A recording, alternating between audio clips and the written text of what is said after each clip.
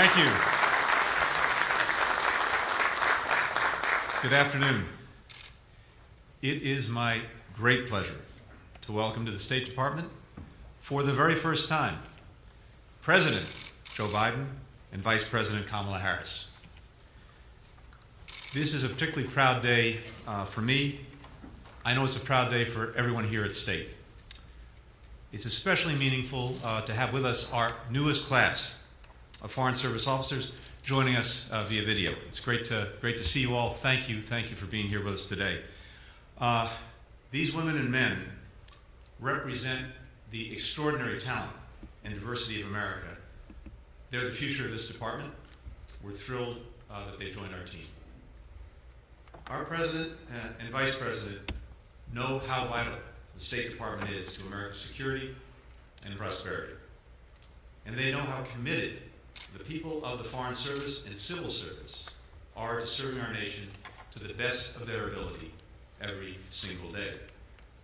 Mr. President, Madam Vice President, we are grateful to both of you for visiting us so early in the administration. Despite the remnants of snow outside, we know that you want to make the State Department as strong as it possibly can be for our country. And we know you're counting on us to deliver excellence for the American people. On behalf of everyone at State, I promise you, we will not let you down. Now, a quick word about Vice President Harris. She's dedicated her career to the security of the American people. As a district attorney, California Attorney General, United States Senator, and now as Vice President of the United States. And she fully shares the President's commitment to crafting a foreign policy that puts diplomacy first and that keeps our nation safe and delivers real results to the American people. And so it's my great pleasure to introduce to you the Vice President of the United States.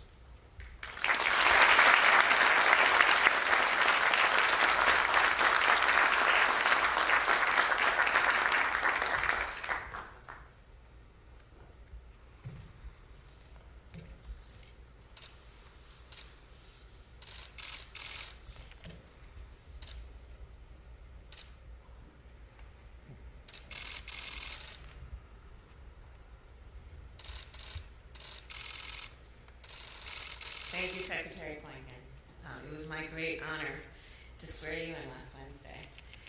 And thank you for the warm welcome, everyone, from me and the President. We are here as one of our highest priorities to thank you for your dedication to our country and the work you have tirelessly been doing. And, when I swore in the Secretary, you may know that he placed his hand on a copy of the very document that we all swore to protect and defend. And that, of course, is the United States Constitution. And it was a simple, and it is a sacred oath, one many of you, the dedicated staff of the State Department, have taken. And we know that we cannot take those words for granted to support and defend. Every day, we have to breathe new life into them. That is our duty. As difficult as these past years have been, you have remained committed to democracy, to human rights, and the rule of law. On behalf of our nation, we thank you for your service and for your sacrifice. Today, we are here in person to tell you that we are committed to upholding the highest standards of integrity and accountability, inclusivity, and diplomacy. On the global stage, as a partner and a leader, this is the foundation on which we stand. We build on that foundation both by what we do abroad, restoring our alliances and supporting international institutions, and also by what we do within our own shores. Our foreign and domestic imperatives are intrinsically linked. Everything you do, every policy you advance, every partnership you forge makes a difference in the lives of everyday Americans. At the same time, our strength in the world depends on your strength and our strength here at home. And that is why we are working to reinforce our democracy, to rescue our nation from this pandemic, to rebuild our economy, to confront racial injustice, and to combat climate change. The world is counting on us. And we, as a nation, must show both our allies and our adversaries that America will deliver. It's time to deliver. Again, thank you all for your service. And Secretary Blinken, thank you for your leadership.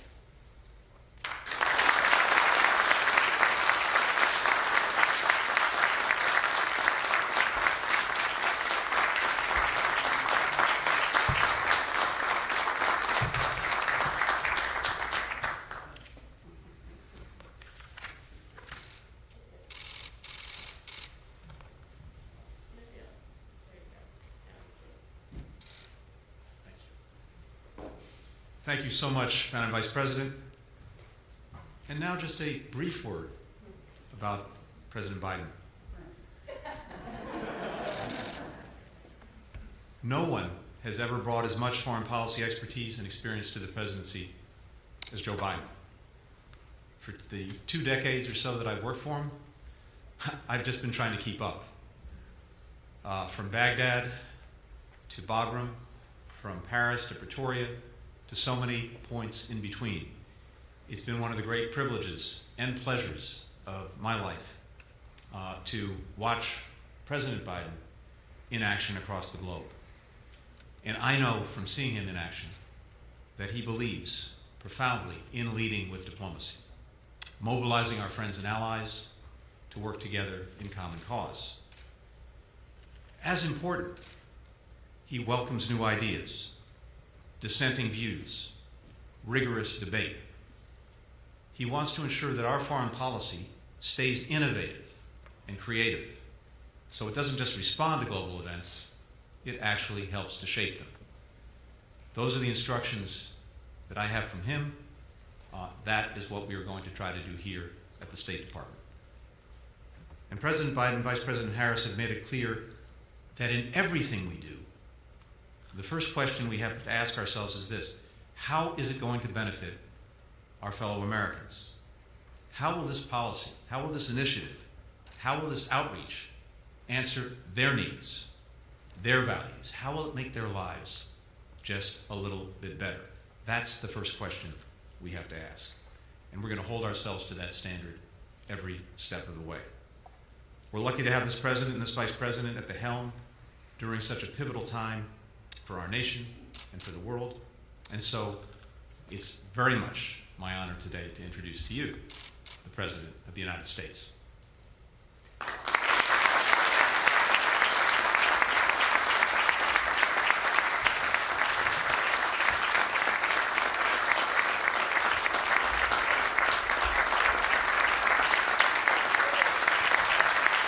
Thank you.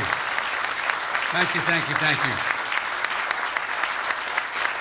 Thank you, Mr. Secretary. Thank you for welcoming the Vice President and me back to the State Department. It's true the Secretary and I have worked together a long time. And I know that he has the background and the capacity needed to, quite frankly, lead the State Department at a critical moment. This has been a difficult few years. I've been hanging around as my Foreign Relations Committee and as chairman and then as vice president and now as president for a long time dealing with state. Those of you who work here, including the new class of diplomats that are on the screen behind me, you're among the brightest, most involved, best educated group of people America has to offer. And but I come today to talk to everyone at Maine State, watching remotely, and those who will not be able to see this but will hear about it.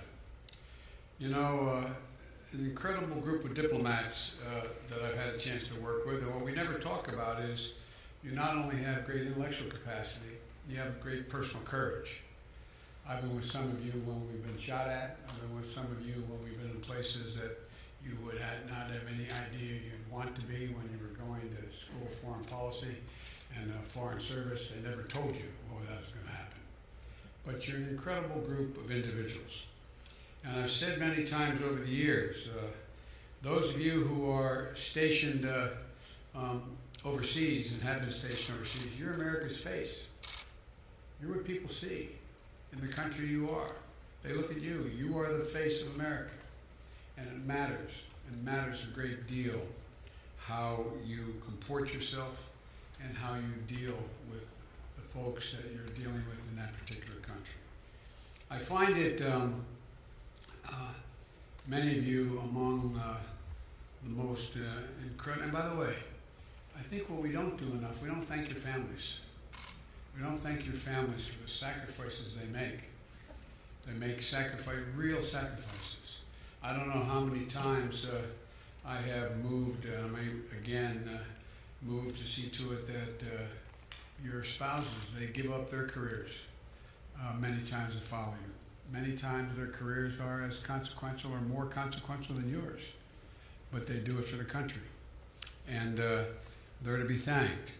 But the main message that I want to communicate to you all is that whether you're part of the newest class of Foreign Service officers, you've worked for decades in the civil service or foreign service, or you're locally employed staff, your vital and success and strength of our nation depends in no small part on you. Later today, I'm going to go up on the 8th floor and send a clear message to the world. America is back. America is back. Diplomacy is back. You are the center of all that I intend to do. You are the heart of it. We're going to rebuild our alliances. We're going to re-engage the world and take on the enormous challenge we face, dealing with the pandemic, dealing with global warming, and again, standing up for democracy and human rights around the world.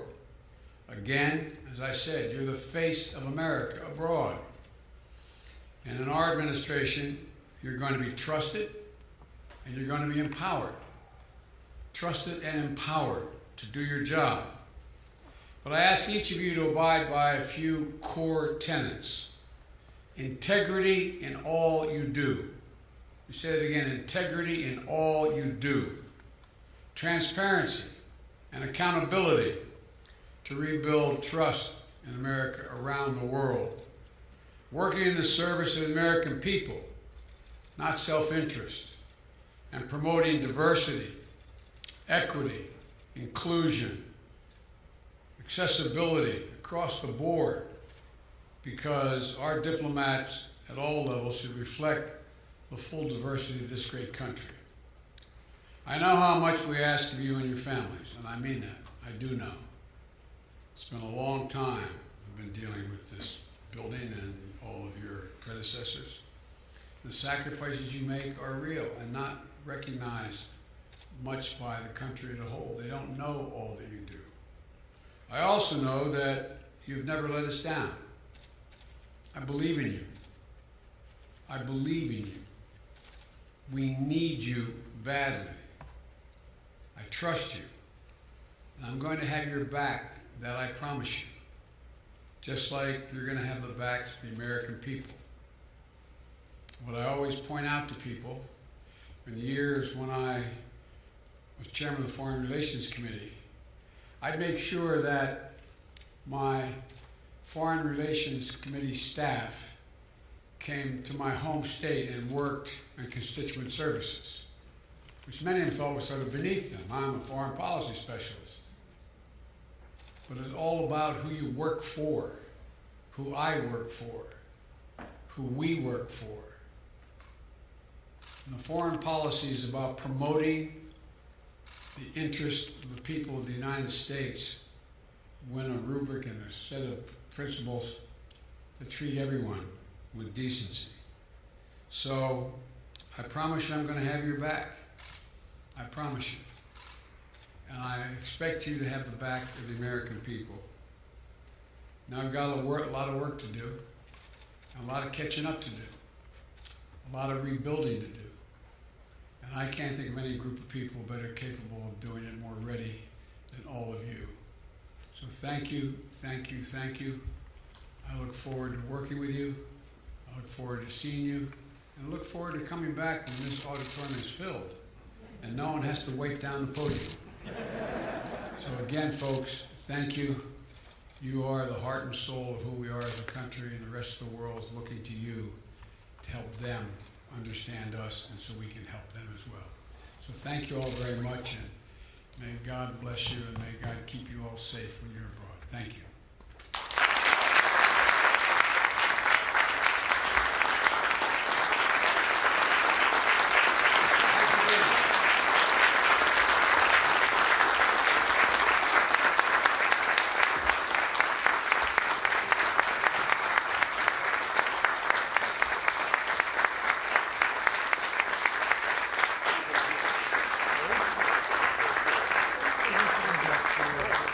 Ladies and gentlemen, please remain seated until the departure of the official party.